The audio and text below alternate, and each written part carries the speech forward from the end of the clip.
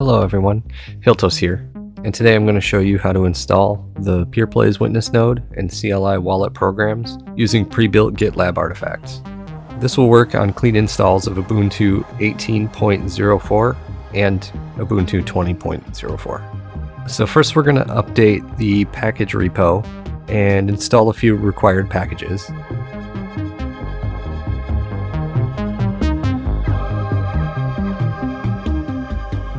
Next, we'll create an artifacts directory from our home directory, and then we'll download the artifacts zip file.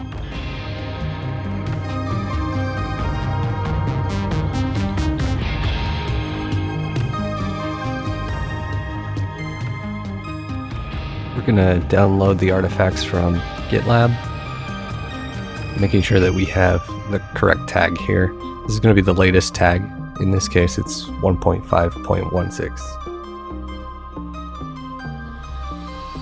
We're going to unzip that file,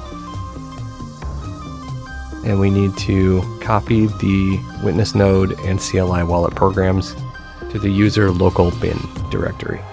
And this will allow us to run the program from pretty much any location. We'll run the witness node and stop the witness node with Control-C. This creates a config file that we'll update later.